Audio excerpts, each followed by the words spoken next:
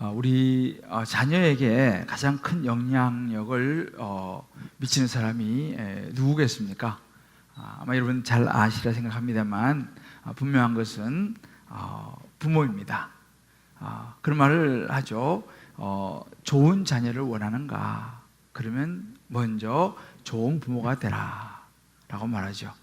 보통 이제 요즘 현대시대는 리더십은 영향력이라고 말합니다. 좋은 부모는 어떤 부모인가? 자녀들에게 좋은 영향력을 미치는 부모다.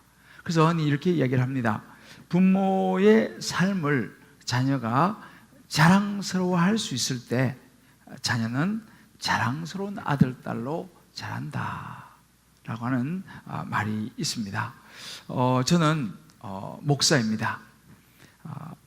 목사이기 이전에 한 아내의 남편이고 또 두 아이의 아버지입니다.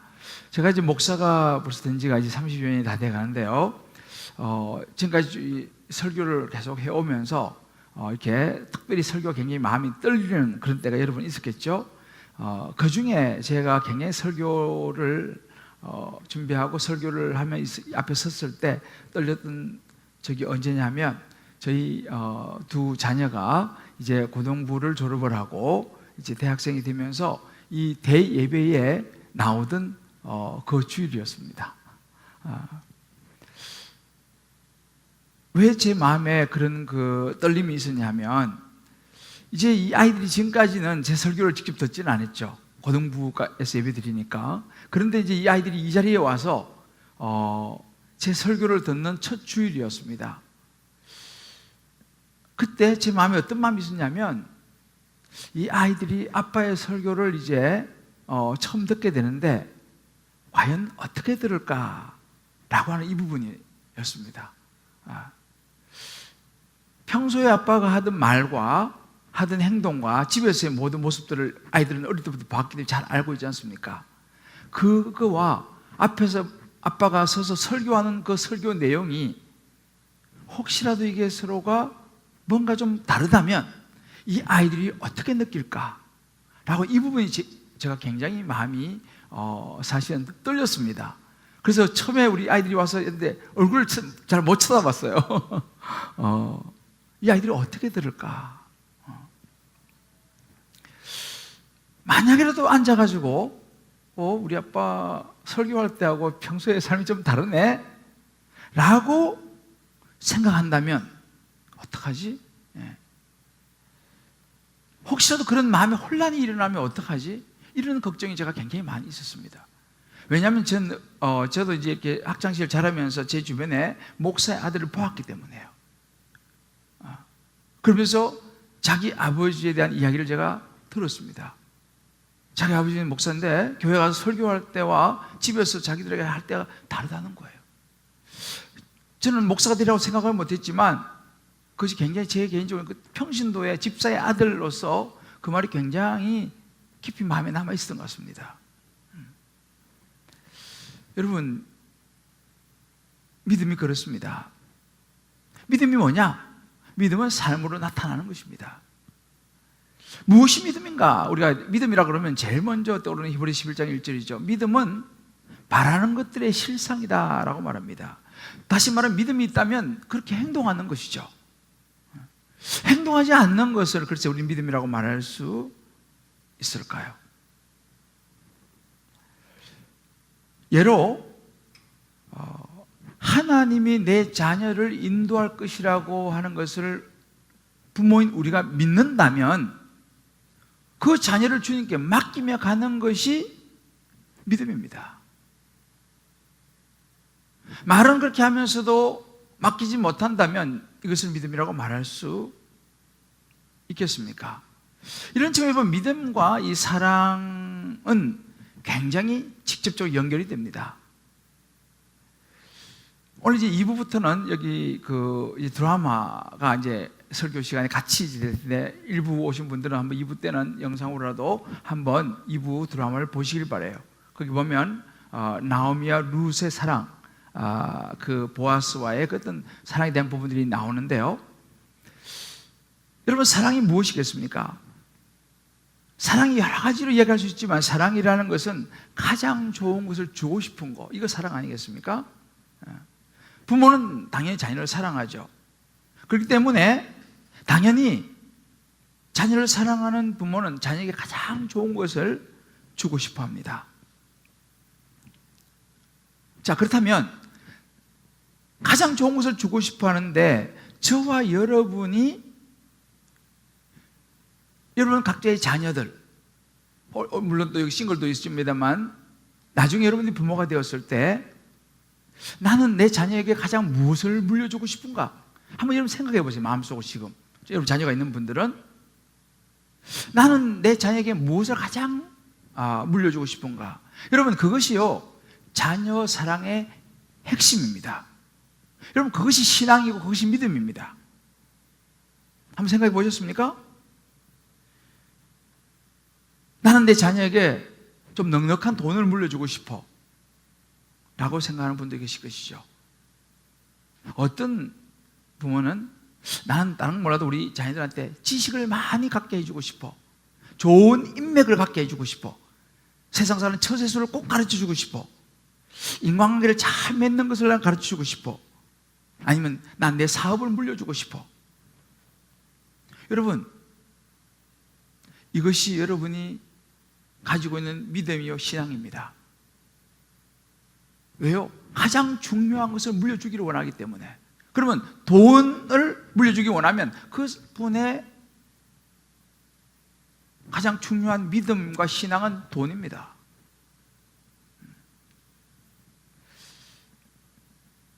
왜냐하면 말씀드렸죠?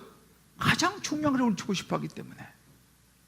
자, 그렇다면 오늘 우리가 성경에 보는 이 믿음의 사람 요셉,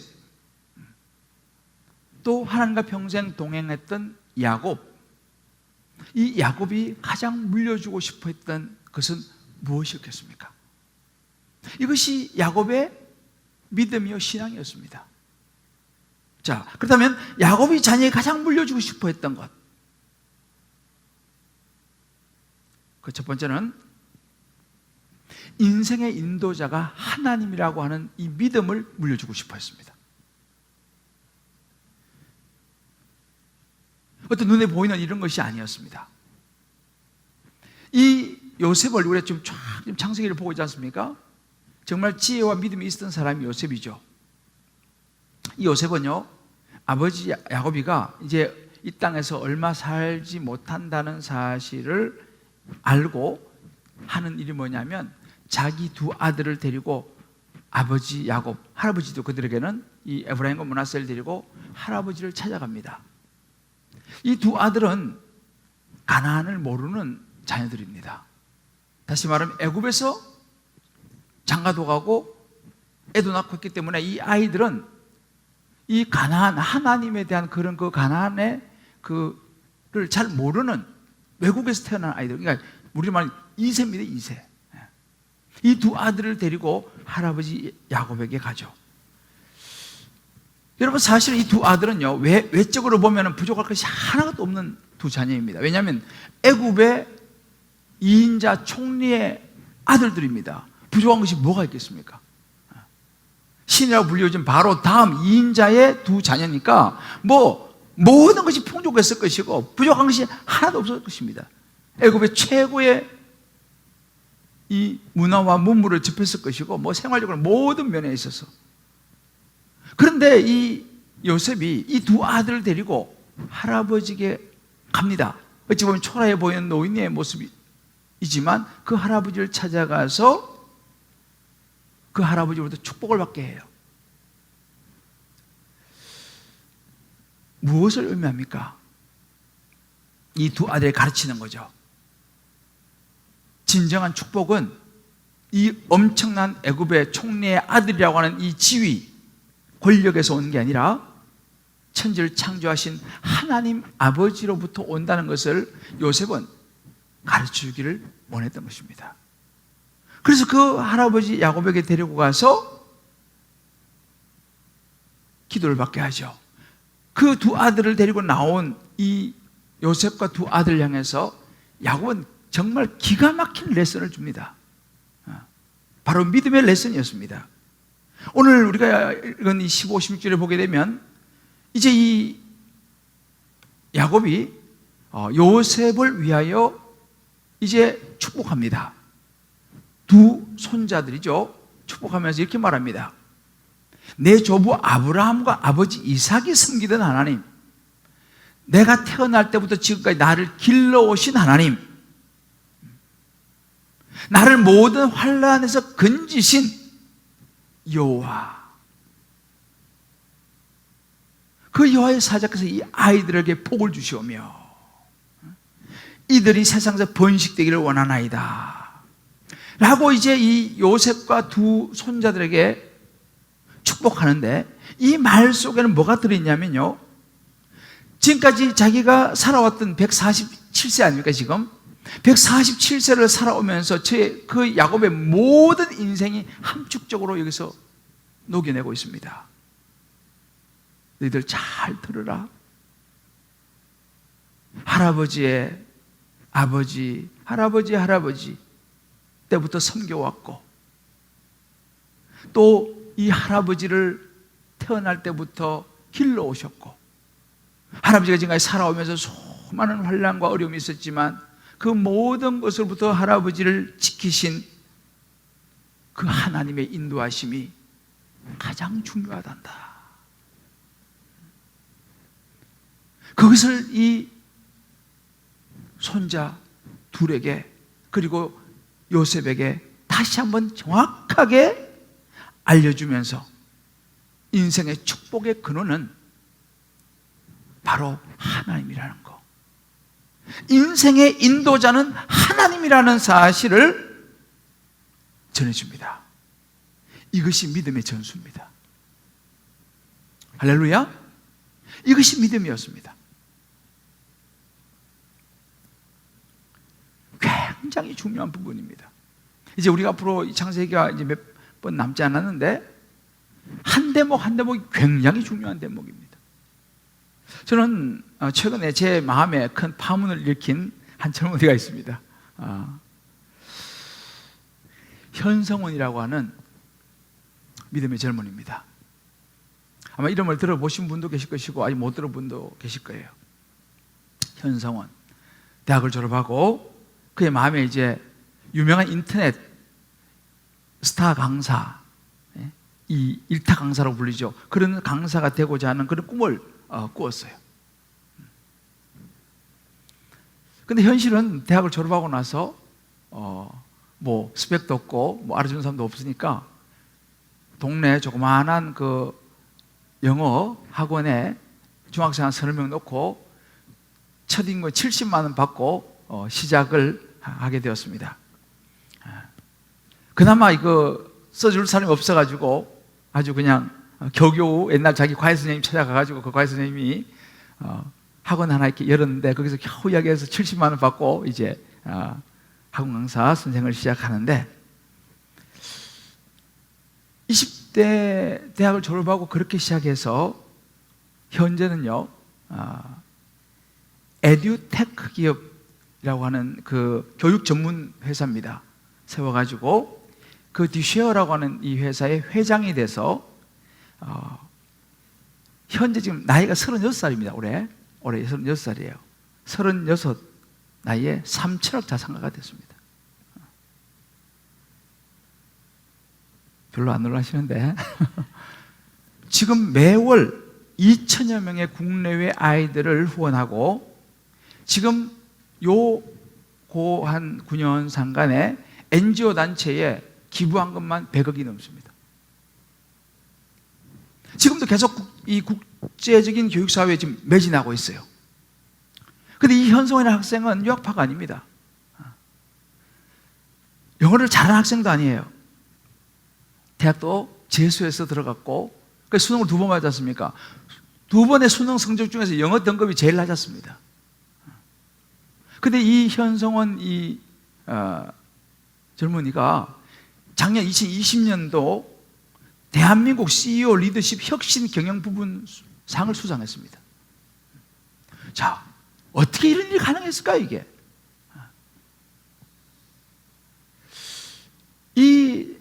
물론 이제 결혼했는데요.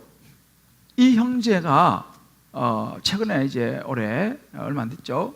책을 한 권 냈는데 내 마음이 어디 있느냐라고 하는 책을 아주 쉬운 책을 냈어요. 여러분 꼭 내가 일도하기를 나는 권해요. 그 서두에 보면 서두 이렇게 말합니다. 평범한 부모님이었지만 이게 뭐니 나왔네요. 이 친구가 이제 그런 이야기를 합니다. 자기 부모가 너무 평범했어요. 근데 부모님이 교회 생활에서 보여준 하나님과의 그 관계가 자기 믿음의 기초가 됐다는 거예요. 부모님 뭐 굉장히 뛰어나고 그런 분 아닙니다. 뭐 부모님이 뭐 이렇게 뭐 중고차 파는 것도 하시고 뭐 이것저것 그냥 아버님이 이제 그런 일을 하세요. 그런데 그 부모님이 보여준 교회 안에서의 신앙의 모습이 이 아이로 하여금 정말 내가 어떻게 살아야겠다라고 하는 것을 느끼게 도와줬다는 사실이에요. 그러면서 그 책에 이렇게 고백을 합니다. 내 힘만으로 여기까지 왔다면 하나님을 제쳐놓고 스스로 탁월하다고 여겼을 텐데 애석하게도 내 실체를 알기에 모든 것이 하나님의 도우심이 없음을 고백할 수밖에 없습니다 라고 이야기를 해요.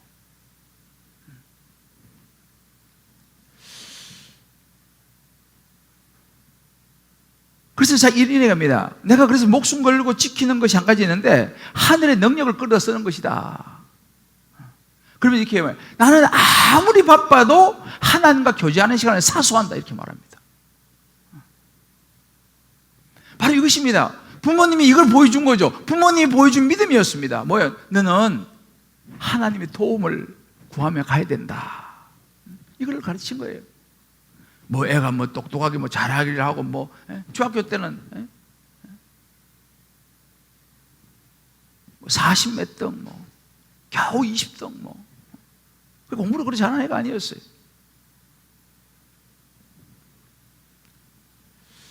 너는 하나님의 도움을 구하며 살아가야 된다. 이걸 가르친 거예요, 그 자녀한테. 저도 부모로서 살아가면서 나의 자녀들에게 무엇을 물려줄까 가끔 생각합니다. 분명한 것은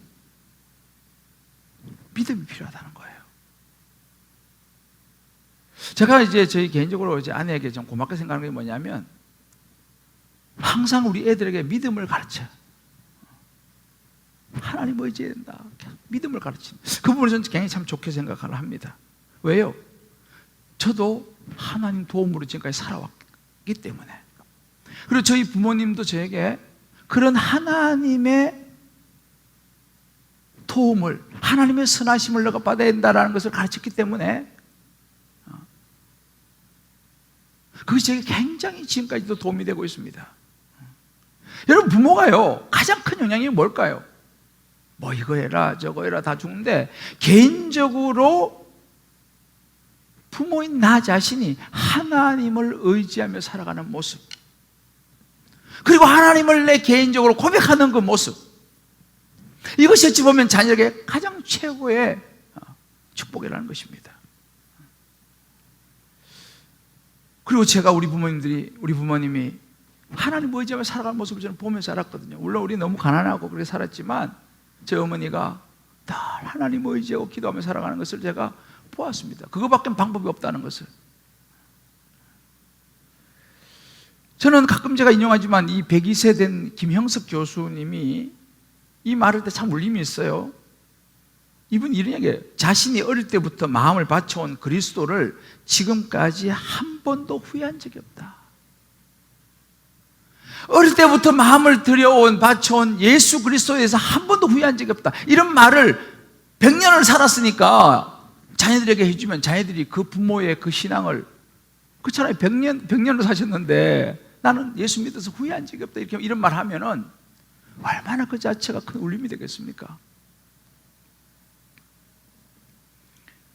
정말 자녀에게 중요한 것이 뭐냐면요, 이것도 해라 저것도 해라 가르치는 것도 중요하지만 부모의 신앙 고백인 것이죠. 부모가 주일을 생명처럼 여기는 것을 보여주는 거예요. 뭐 주일 지키라 마라 이것 중요해요. 부모가 하나님 안에서 어떻게 예배하는지를 보여주는 거예요. 왜? 나는 이거 없이 못 살아. 여러분, 우리 자녀에게는요, 부모가 말씀을 근거한 체험, 이것이 능력입니다. 말만 하는 것은 큰 의미가 없어요. 말씀에 근거해서 삶으로 보여주는 것. 제가 최근에 참 굉장히 좋은 믿음의 실제를 보면서 참 마음이 제가 너무 좋았던 시간이 있습니다. 우리 교회 한 집사님 가정인데요, 아들이 학교에서 좀 시기비가 붙어서 이 상대방이 너무 심하게 막 말을 하고 이렇게 하다가 실갱이를 벌이다가 그만 그렇게 다쳤습니다. 병원에 갔어요. 큰 병원에 갔는데 6주 진단이 나왔습니다. 수술을 해야 될지도 모르고, 이게 큰 사건이죠. 학교에서 이제 이렇게 되면 바로 이제 학폭이 열리고, 뭐 조금만 그래도 이건 굉장히 큰 사건이기 때문에 뭐 학교가 정말 뭐 발칵 뒤집어질 수 있는 일이죠. 자, 이 문제에 터졌습니다. 자, 이걸 이제 학폭으로 가서 처리할 거냐, 이 사건을 어떻게 할 것이냐 고민을 했어요. 근데 그때 마침 제가 이제 최근에 화해 시리즈를 설교하고 있지 않습니까? 화해에 대해서, 용서에 대해서. 그 말씀을 이제 매주 들으면서 이제 이 사건을 만나니까 말씀으로 그 부분들을 이제 해석하기 시작했습니다. 그리고 부부가 서로 기도하면서 상의를 해서 이거 어떻게 하면 좋겠냐. 이거는 지금 큰 건이에요, 아주. 그런데 이 부모, 상대방 부모도 믿지 않는 부모고, 기도하면서 말씀을 들으면서 우리가 만약에 상대방이 잘못을 인정하고 사과하고 용서해 온다면 우리 이거 그냥 없었던 걸로 합시다 라고 부부가 상의를 시작했어요. 당연히 상대방 쪽에서는 지금 뭐 큰일 났는데, 지금 당연히 부모 만나서 잘못을 사과하고 용서를 빌고, 그 과정 중에서 이 모든 것을 그냥 없었던 일로 했습니다. 물론 자녀는 이제 회복을 해야겠지만, 제가 이 사건을 보면서 무슨 생각을 했냐면, 이게 쉬운 일이 아닙니다, 여러분들. 우리가 부모된 입장에서 있죠. 쉬운 일이 아닌데 이렇게 없었던 일을 해준다는 자체가 절대 쉬운 일이 아니지만, 이 아들이 그 부모의 모습을 보았을 때 어떻게, 무엇을 생각했을까라는 생각을 좀 했어요. 뭐 상대방도 상대방이지만, 상대방은 이제 예수 안 믿는 분이니까 좋은 감정을 가졌겠죠. 이 예수 믿는 사람을 아니까. 근데 그것도 중요하지만, 이 아들이 부모의 그런 처사를 보면서 어떤 생각을 했을 것인가. 물론 용서를 이렇게 해야 되는구나 라고 또 배웠겠지만, 제가 본 관점은 뭐냐면, 더 중요한 것은 우리 부모님이 예수는 이렇게 믿는 거구나, 예수 믿으면 말씀을 갖다가 이렇게 생활 속에서 적용을 하는 것이구나 라고 하는 이 보이지 않는 믿음이 그 아들에게 난 들어갔으리라고 믿습니다. 이게 놀라운 믿음의 전수라는 것이죠. 제가 볼 때는 어려웠지만 그 결정이 정말 제대로 된 믿음이 뭔지, 교회만 다니는 거 말고 그냥 말씀 듣고 이것만 말고 진짜 믿음이 뭔지 살아가는 삶 속에서 믿음을 제대로 보여준 진짜 좋은 레슨이 아니었는가라는 생각을 해봅니다. 그 아들에게는 믿음이 들어갔을 거예요. 나도 신앙생활이라는 믿음이란 이런 것이구나. 믿음은 말이 아니구나. 야곱이 자기 아들 요셉 그 두 손자들에게 물려주고 싶어 했던 게 바로 이것이었다는 거예요. 시편 146편 3절로 5절에 보면 이런 구절이 있죠. 귀인들을 의지하지 말며 도울림이 없는 인생을 의지하지 말라는 거예요.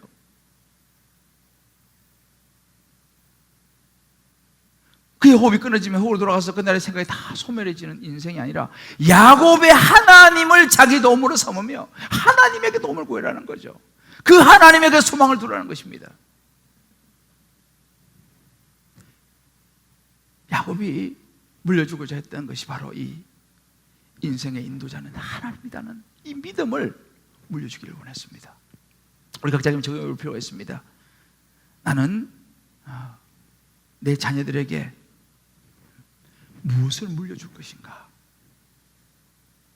나는 내 자녀들에게 지금 뭘 물려주려고 생각하고 있는가? 정말 내 인생을 인도했던 그 하나님에 대한 믿음, 그 인생의 인도자는 하나님이야 라고 이 믿음을 물려주려고 나는 지금 준비하고 있는가? 아니면 좀이라도 편안한 생활에서 돈과 뭐 학벌과 뭐 경력과 뭐 여러 가지 이런 세상적인 이런 것들, 그걸 어떻게라도 좀 더 잘 물려줄까를 나는 고민하고 있는가? 정말 내게는 내 자녀를 인도하고 내 자녀 인생을 끌어갈 분이 하나님이라고 하는 믿음이 내게 있느냐 이 말이에요. 내 자녀에게 예수 그리스도의 십자가가, 그 구원의 은혜가 가장 중요하다는 것을 나는 지금 생각하면서 그 자녀에게 예수의 복음을 전하고 있느냐 이 말이죠. 두 번째, 야곱이 물려주고자 했던 것은 기도입니다. 기도가 행동이라는 것을 가르쳐 주기를 원했습니다. 야곱은 자신을 지금까지 태어날 때부터 지금까지 인도해 주신 하나님께 손자들을 맡기는 기도를 해요. 9절에 보면 이렇게 말합니다. 그들을 데리고 내 앞으로 나오라. 요셉이 두 아들 데려오니까 내가 그들을 축복하리라. 그러면서 이제 쭉 그때 축복하는 16절에 보게 되면 이 아이들에게 복을 주시오며, 하나님 앞에요 이 두 에브라임과 므낫세를 맡기는 기도를 합니다. 요셉도 보고 있고 두 자녀도 이제 기도를 받죠. 하나님 앞에 이 손자를 부탁하는 기도예요. 여러분, 이것이 믿음입니다. 지금까지 나의 인생을 인도해 주신 하나님, 그 하나님의 은혜와 복이 이 자녀들에게도 흘러갈 것을 믿고, 이 손자들에게 흘러갈 것을 믿고 믿음으로 손을 얹어 기도하는 것. 여러분, 기도는 행동입니다. 그 현승환 씨가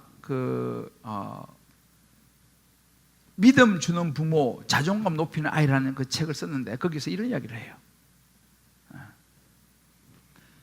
성적이 나쁠수록 더 칭찬이 필요합니다. 아이의 자존감을 높여야 해요.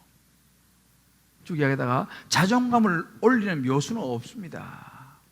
칭찬과 사랑, 그리고 부모의 삶이 그것을 가능하게 한다고 그랬어요. 부모의 삶.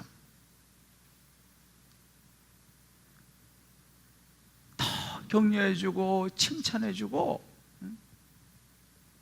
그 자존감이 자기를 만들었다, 그런 이야기를 해요. 그 책을 보면요, 우리 엄마들은 그 책도 읽어보시면 좋겠어요. 중요한 것은 부모의 삶이었어요.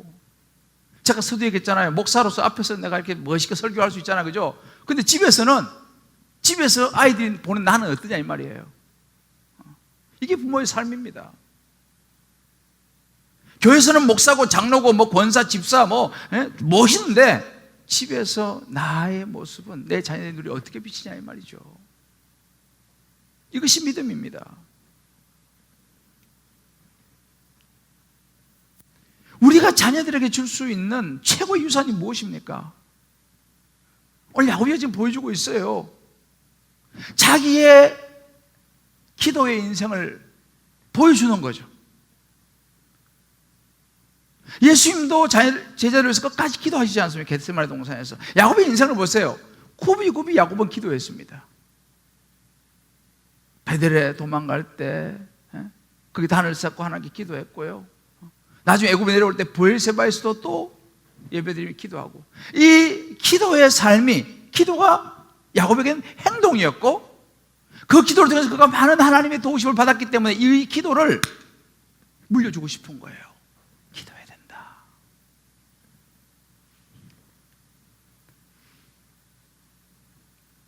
여러분, 기도는 말로 되는 게 아닙니다.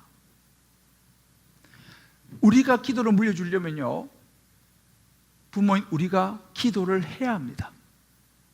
기도는 하지 않고 체험할 수가 없는 영역이에요.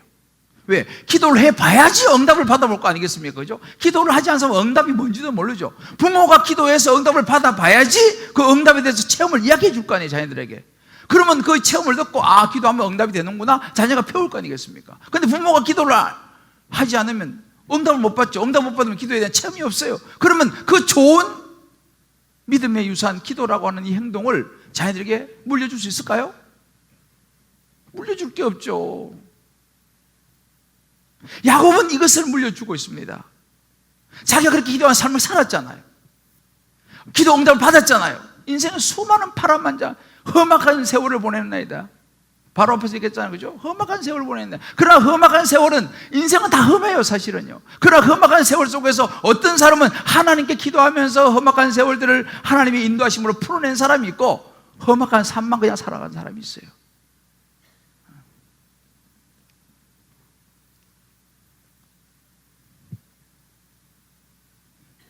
교사가, 우리 여기 이제 교사분들도 계시는데 수고 많이 하시는데, 정말 중요한 것은 아이를 위해서 기도해야 됩니다. 자기 반 아이들을 끌어안고 기도해야 됩니다. 맛있는 거 사주는 것도 물론 좋죠. 그러나 여러분, 내가 늘 위해서 기도하고 있다는 것을 보여주는 교사.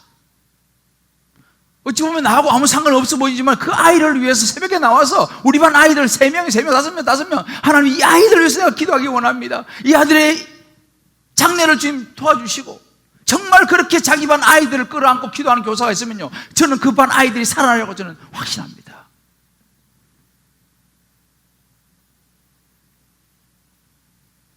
야곱은 기도의 행동을 물려주고자 했습니다. 여러분 잘 아시는 영국의 설교의 황태자로 불리는 스펄전 목사님, 뭐 이름을 다 들어도 워낙 유명한 분이죠. 이 스펄전 목사님 10살 되었을 때 집회로 온 닐이라는 목사님이 있었습니다. 이건 스펄전 목사님의 간증입니다. 며칠 동안 집회를 하고 떠난 날 스펄전 그 아이를 조용히 불러다가 나무 아래서 예수님에 대해서 자세하게 설명을 해주고 떠나던 날 이렇게 하겠습니다. 이 아이는 언젠가 복음을 전하는 아이가 될 것이고 많은 사람들 앞에서 말씀을 전하게 될 것입니다. 내가 확신하건대 이 아이는 지금 내가 목회하고 있는 이 롤랜드 힐 교회에서 설교하게 될 것입니다. 그리고 그 사람들 앞에서 이 스펄전을 축복하고 기도했습니다. 그런데 세월이 지나서요, 정말 스펄전이 그렇게 되었습니다. 그 간증을 하더라고요. 여러분, 교사의 한마디는요, 그 아이의 인생을 바꾼다는 거예요. 목사님의 한마디는 그 아이의 인생을 바꾼다는 거예요. 부모의 한마디는요, 그 아이의 인생을 바꾼다는 거예요. 이 축복의 기도. 그래 보면 참 이 교사가 너무너무 귀한 자리입니다. 그런 말인데, 교사가 짐이냐 아니면 사명인가? 교사 짐인가 사명인가? 여러분, 저와 여러분, 우리 주님 기쁨의 교회는 짐이 아니라 사명이 될 수 있게 되기를 주의 이름으로 축복합니다. 아이들을 위해 축복하는 거예요. 우리 각자 한번 적용해 보십시다. 정말 우리 주님 기쁨의 교회는 이 잠실에서 다음 세대를 세워야 하는 사명을 저는 부여받았다고 저는 확신합니다. 여기 주변에 아이들이 많잖아요. 이렇게 아파트가 밀집 지역이 많지 않지 않습니까? 왜 주님 기쁨의 교회 왜 세웠겠습니까? 이 아이들을 예수의 복음으로 살려내라고, 할렐루야, 하나님 말씀으로 세워내라고. 저와 여러분에게 왜 하나님께서 이런 힘들지만 나름대로 그래도 괜찮은 환경을 주셨겠습니까?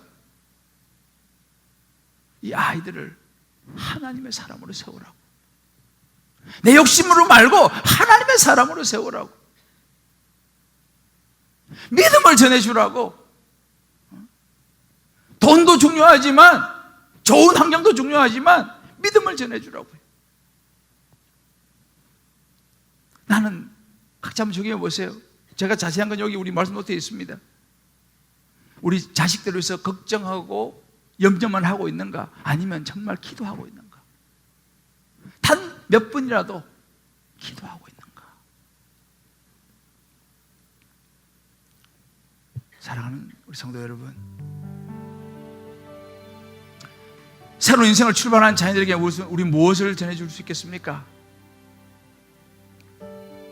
출가한 자녀들에게 우리가 무슨 이야기를, 뭘 전해줄 수 있겠습니까?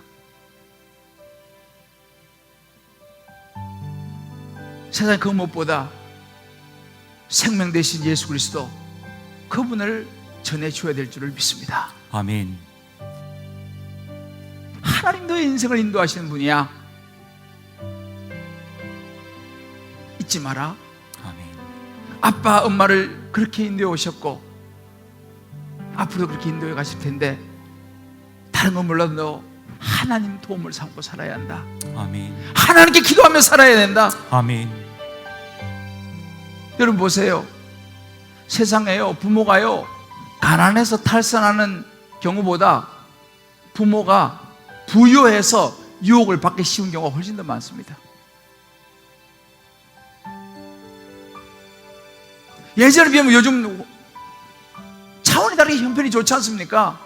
그런데 옛날에 비해서는 자녀들이 어떻게 더 바르게 자랍니까? 요즘 시대가 훨씬 유혹이 많잖아요. 어떻게 그 아이들을 이 시대의 환경에 맞춰서 제대로 키워낼 수 있겠습니까? 요셉을 보세요. 그 아이들은 너무 부유한 아이들이에요. 요셉의 두 자녀는 애굽의 총리의 아들들이니까. 그러나 요셉의 두 아들이 사고 쳤다는 이야기는 성경에 없습니다. 왜요? 하나님의 영적인 믿음을 그들에게 전해 주었기 때문입니다. 아멘.